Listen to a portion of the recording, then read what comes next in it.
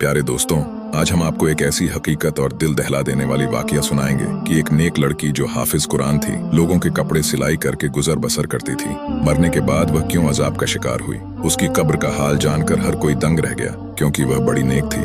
लोगों के इसरार पर जब उसकी माँ ने उस लड़की की हकीकत बताई तो ये जानकर सबके रोंगटे खड़े हो गए। गुजारिश यही है कि इस वीडियो को आखिर तक जरूर देखें, क्योंकि बहुत सारी औरतें कपड़े सिलाई करते वक्त ऐसी गलतियां करती हैं। आज की कहानी बड़ी ही सबक आमोज और खासकर उन औरतों और मर्दों के लिए है जो सिलाई कढ़ाई जैसा काम करते हैं, क्योंकि अनजाने में वह ऐसा गुनाह कर जाते हैं जिसकी वजह से उन्हें बहुत सख्त अजाब का सामना करना पड़ सकता है। किसी शहर के दूर दराज इलाके में नफीसा नाम की लड़की अपनी माँ के साथ रहती थी। उसके बाप का इंतकाल हो चुका था। नफीसा की माँ ने नफीसा को कुरान पा हिफ्ज करवाया और स्कूल की तालीम भी दिलवाई और सिलाई भी सिखाई थी, ताकि यह लोगों के कपड़े वगैरह सिलाई करके और कुछ नहीं तो घर का खाना पना ही चला सके, यानी कि उन माँ बेटी की 2 वक्त की रोटी चल सके। नफीसा बहुत ही मेहनती लड़की थी। उसके कुछ वसूल थे जिससे वह कभी पीछे नहीं हटती थी। अभी भी कितनी देर से उसके पास 2 औरतें बैठी हुई थीं। बार बार कपड़े सिलाई के लिए इसरार किए जा रही थी, लेकिन नफीसा ने 2 टोक लफ्जों में उन्हें जवाब दे दिया कि वो उनके कपड़े नहीं सी सकती। वो औरतें फिर नफीसा की मिन्नतें करने लगी। नफीसा देखो, इनकार ना करो, तुम सबके कपड़े सिलाई करती हो और बहुत अच्छी करती हो, हमारे कपड़े भी सिल दो। बहुत महंगे कपड़े खरीदे हैं हमने, किसी ऐसी दर्जी को देकर हम अपने कपड़े खराब नहीं करवाना चाहती। तुम तो जानती हो तमाम गली मोहल्लों की औरतें तुमसे ही कपड़े सिलवाते हैं। तुम कम दाम में बहुत अच्छी सिलाई करके देती हो और कपड़े पहनने में भी बहुत अच्छे लगते हैं। नफीसा बोली, लेकिन जैसा डिजाइन आप लोग बोल रही हो इस तरह के कपड़े में नहीं सिलती। उन कपड़ों में पूरे पूरे बाजू नजर आएंगे। शलवार का डिजाइन भी ऐसा होगा कि पिंडलियों से ऊपर पांव दिखेंगे। तौबा तौबा, मैं ऐसे कपड़े कैसे सिल सकती हूँ। नफीसा ने यह बोलकर साफ साफ इनकार कर दिया। वो औरतें कहने लगी, हम तुम्हें 500 सिलाई देने की बजाय 1000 जोड़े की सिलाई देंगी। हमें तुम्हारे हाथ की सिलाई बहुत पसंद है, तुम बहुत ही हिफाजत से काम करती हो। नफीसा खड़ी हुई और कहने लगी, नहीं बाजी, मैं सिलाई नहीं करूंगी। और फिर वह अपने किचन खाने की तरफ चली गई। नफीसा की अम्मा ने शर्मिंदगी से उन दोनों औरतों से मजरत की और कहने लगी कि मेरी बेटी थोड़ी पर्देदार है, वह इसीलिए इस तरह के कपड़े नहीं सीती। दोनों औरतों के जाने के बाद नफीसा की अम्मा ने नफीसा से कहा, बेटी तुम क्यों लगी रोजी को धक्का देती हो? आखिर तुम कपड़े सिलाई क्यों नहीं करना चाहती थी? कोई 4 पैसे आ जाते। नफीसा बोली, अम्मा मैं ऐसे ही बेहयाई के कपड़े किसी को सिलक नहीं दे सकती। इतना कहकर नफीसा अपना दुपट्टा सेट करते हुए वजू करने चली गई और उसकी अम्मा भी खामोश हो गई। वो जब भी नफीसा से कोई बात करती तो वह इसी तरह के जवाब देती थी। उन्हें अपनी बेटी से बहुत मोहब्बत थी। उसकी माँ भी लोगों के घरों का काम करके आती थी और बेटी घर पर मेहनत करती थी। ऐसा करते करते नफीसा ने अपने पूरे दहेज का सामान बना लिया। फिर नफीसा की माँ ने अच्छा लड़का देखकर नसा की शादी कर दी।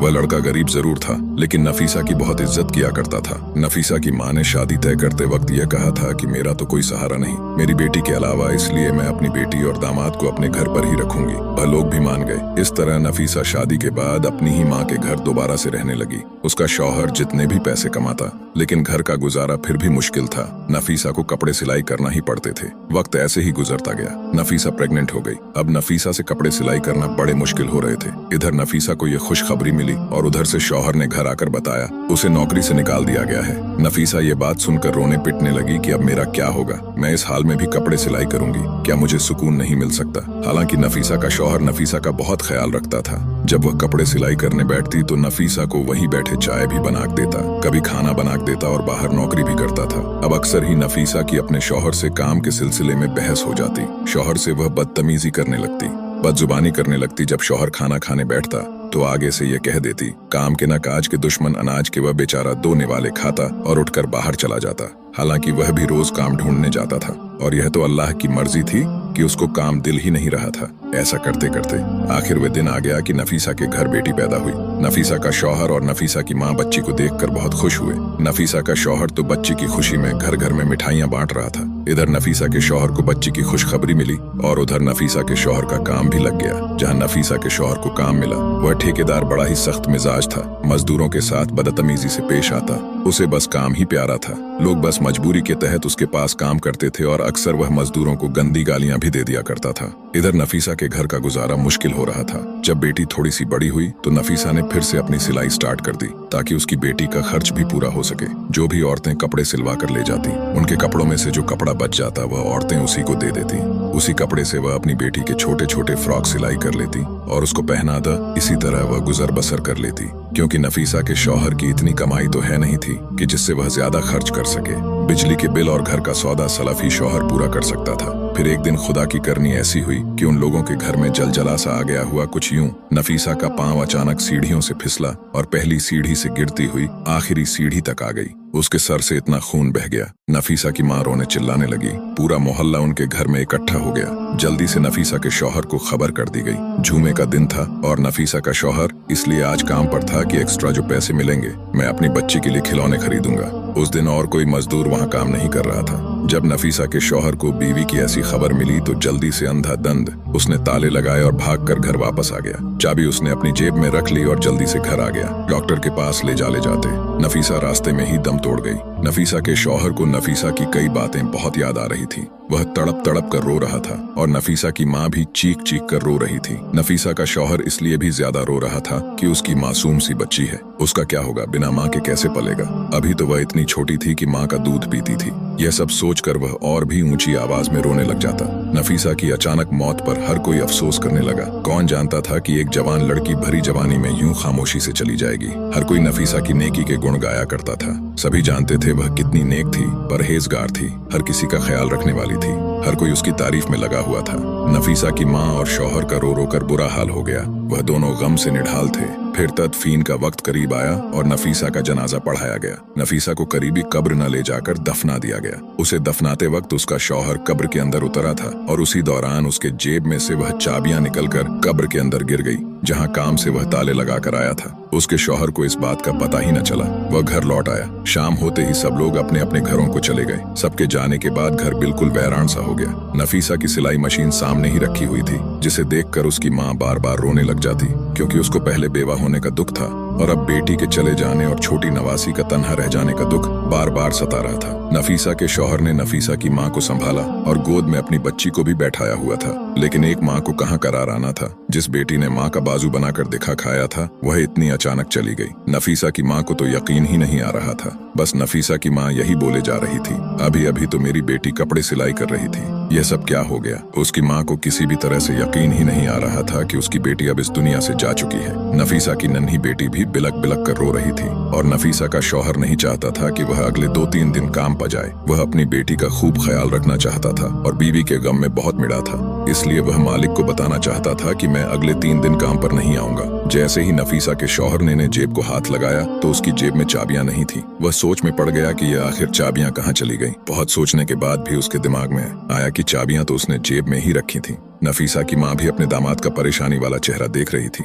कहने लगी, साबिर बेटा क्या बात है। तब साबिर ने अपनी सास को बताया, माँ जी मेरी जेब में चाबियां थी, वह पता नहीं कहाँ गिर गई, पता नहीं मस्जिद में गिर गई या कब्रिस्तान में गिर गई। उसी वक्त साबिर के जहन में यह बात आई कि जब वह कब्र के अंदर उतरा था उस वक्त कहीं चाबियां कब्र में तो नहीं गिर गई। उसी सोच के आते ही वह बहुत ज्यादा परेशान हो गया, क्योंकि वह ठेकेदार बहुत ही जरीला आदमी था। उसने तो साबिर को छोड़ना नहीं था। जरा सी चाबी के गुम होते ही उसने तो उसकी जान ले लेनी थी, क्योंकि उसको इंसान से ज्यादा उनके काम की फिक्र रहती थी। अभी साबिर यही सोच रहा था कि ठेकेदार का फोन आ गया और उसने कहा, सुबह बंद काम पर लगाने हैं तो मुझे अभी और इसी वक्त रातों रात चाबियां देकर जाओ, ताकि मैं बाकी के काम पर सुबह सवेरे मजदूरों को लगा सकूं। इतनी बात सुनकर साबिर का हल्क सूख गया। वह यह भी ना कह सका कि चाबियां कहीं घूम गई हैं। उसने बस इतना ही कहा कि मैं आपको चाबियां सुबह पहुंचा दूंगा। अब उसे रातों रात में ही चाबियां तलाश करनी थी। बहुत सोच विचार करने के बाद उसने कब्रिस्तान का रुख किया। रात के 1 बजे रहे थे और नफीसा की बेटी अभी नानी के पास सो रही थी।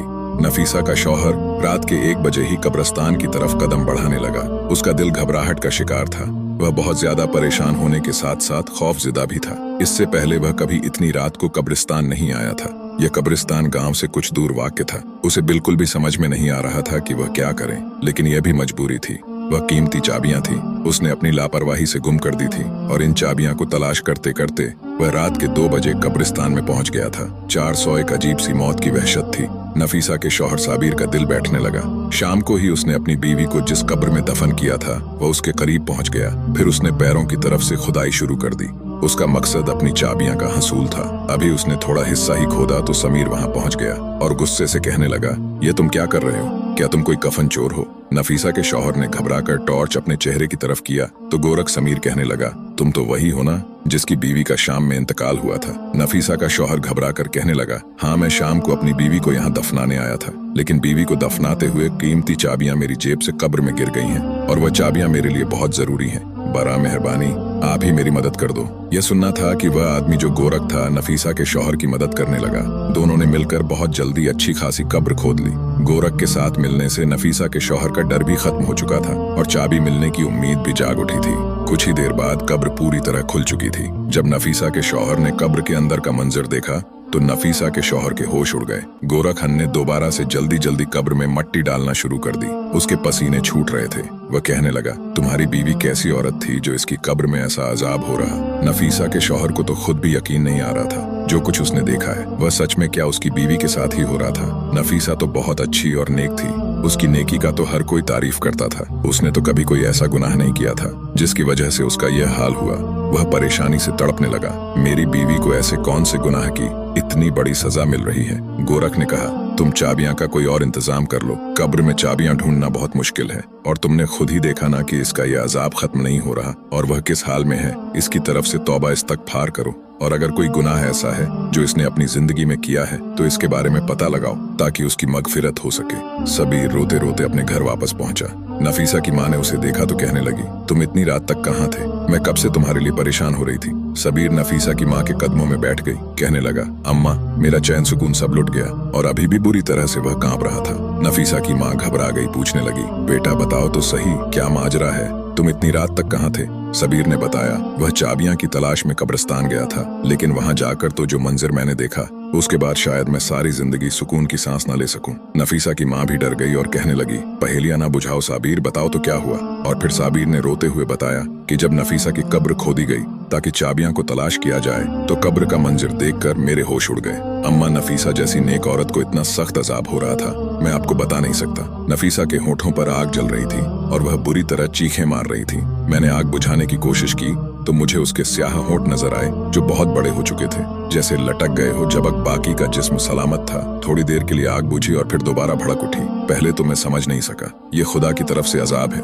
लेकिन गोरख ने मुझे बताया कि यह अजाब इलाही है और सिर्फ इसके होठों को जला रहा है। साबिर रोते हुए कहने लगा, अम्मा समझ नहीं आता इसके होठों पर आग क्यों लगी थी। वह तो इन होठों से हर वक्त अल्लाह का जिक्र किया करती थी, बुराई नहीं की थी। वो अच्छी औरत थी। नफीसा की माँ और उसका शौहर ऐसे ही सारी रात रोते रहे और अल्लाह ताला से नफीसा की मगफिरत के लिए दुआएं मांगते रहे। फज्र की अजान हुई तो नफीसा की माँ कहने लगी, मस्जिद के इमाम साहब को खामोशी से सारी बातें बताओ और पता करो क्या मामला है। मेरी बेटी के साथ ऐसा क्यों हो रहा है? क्या उससे कोई गलती हुई? इमाम साहब बहुत ही नेक और पहुंचे हुए इंसान हैं। यकीनन वह हमारी जरूर मदद करेंगे। साबिर को भी यह बात मुनासिब लगी। इस मसले का अगर कोई हल बता सकता था तो वह इमाम साहब ही थे। साबिर नमाज के लिए गया तो नमाज के बाद उसने मस्जिद के इमाम साहब को रोक लिया और तन्हाई में उन्हें रोते हुए सारी बात बता दी। यह सुनकर वह कहने लगे, मैं नफीसा की माँ से मिलना चाहता हूँ। साबिर इमाम साहब को अपने घर ले आया और नफीसा की माँ से उसकी मुलाकात करवा दी। इमाम साहब पूछने लगे, अम्मा बताओ, नफीसा कहीं किसी की चुगली तो नहीं करती थी या कोई ऐसा गुनाह जो उसके मुंह से होता हो?